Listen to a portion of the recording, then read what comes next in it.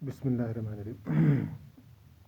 Dear students, आपको पता है कि हमने ये जो टिश्यू चैप्टर था, चैप्टर नंबर 12, तो ये हमने कंप्लीट किया। तो इसके कुछ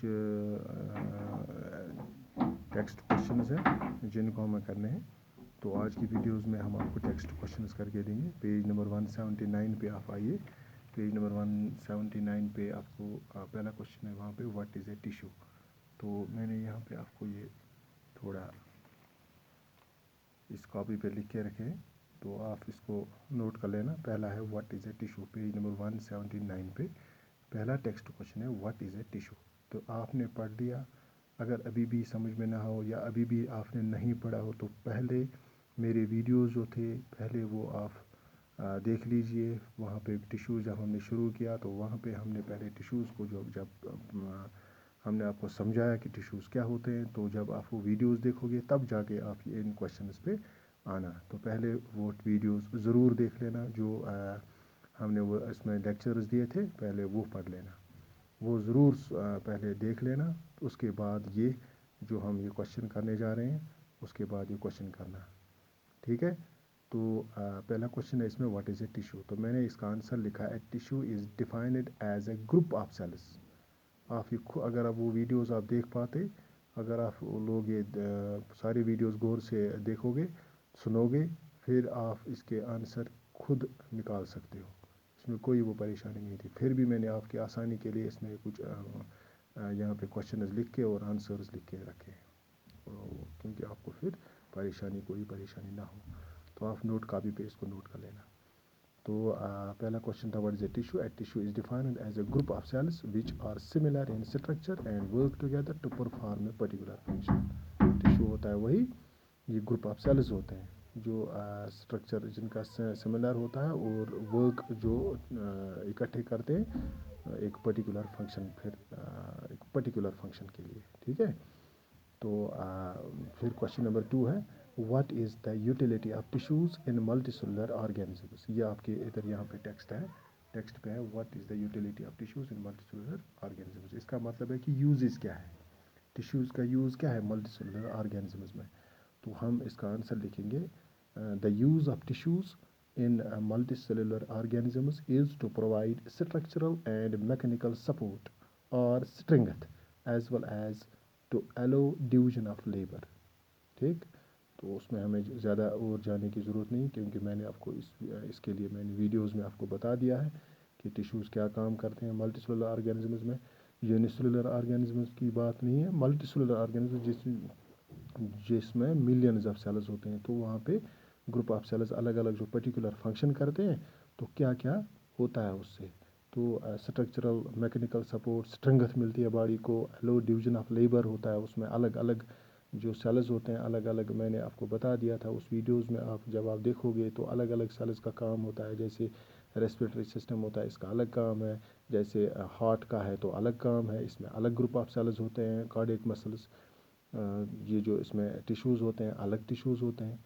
तो इसी तरह मस्कुलर जो मूवमेंट कराते हैं तो उसमें अलग टिश्यूज़ होते हैं, अलग ग्रुप ऑफ सेल्स होता है, ठीक है। तो अलग अलग काम होता है, हर एक का डिवीजन ऑफ लेबर होता है इसमें। तो ये आप नोट कर लेना। The use of tissues in multi cellular organisms is to provide structural and mechanical support और strength as well as to allow division of labour.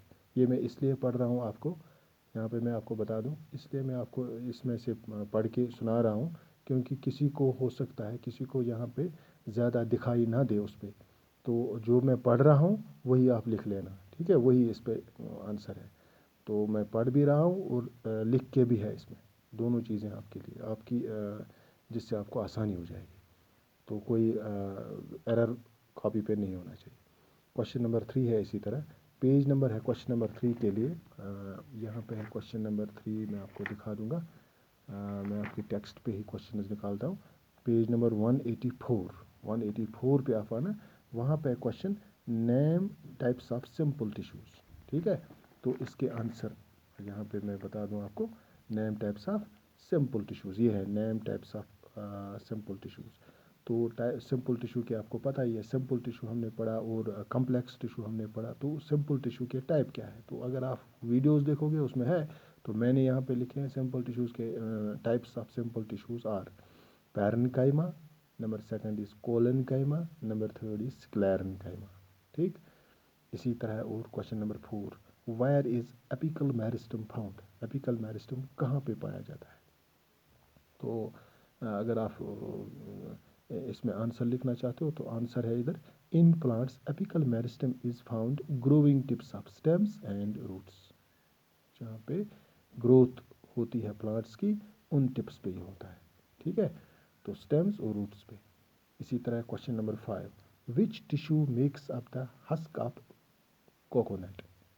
जो ऊपर उसकी जो परत होती है, तो ये जो टिश्यूज़ होते हैं, कौन से टिश्यूज़ होते हैं जिससे वो जो आप कोकोनट पे देखते हो, जो जिसकी जो वो खाल होती है, तो बहुत वो जो रेशेदार होती है, जो वो जिस पे आप देखते हो उसको, वो बहुत मुश्किल से वो छाल जो होती है उसकी बहुत मुश्किल से उठती है वो कोकोनट से। तो किस चीज़ की वो बनी होती है? तो बहुत ही ये बहुत अच्छा क्वेश्चन है। तो इसका आंसर आप लिख लेना, द स्क्लेरेन्काइमेट्स टिश्यू, यानी कि स्क्लेरेन्काइमा जो है, स्क्लेरेन्काइमा टिश्यू जो होता है उसी का ये बना होता है। तो आप लिख लेना, the sclerenchymatous tissue which is a type of permanent tissue. किसका टाइप है वो? स्क्लेरेन्काइमा, परमानेंट टिश्यू का। तो the sclerenchymatous tissue which is a type of permanent tissue makes up the husk of coconut. These tissues causes the plant to become stiff and hard.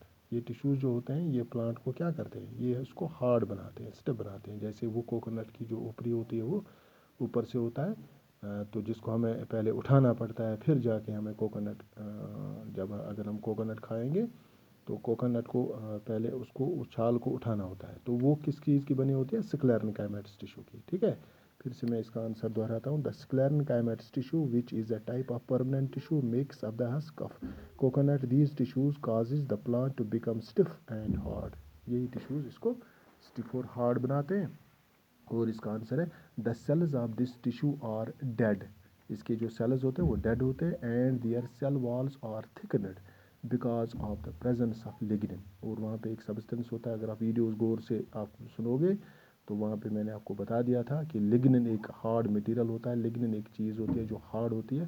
तो वो sales जो इसके ये tissues जो इस tissue में होते हैं, इस स्क्लेरेन्काइमेट्स टिश्यू में जो सेल्स होते हैं वो डेड होते हैं, और जो उनका सेल वॉल होता है वो बहुत थिक होता है।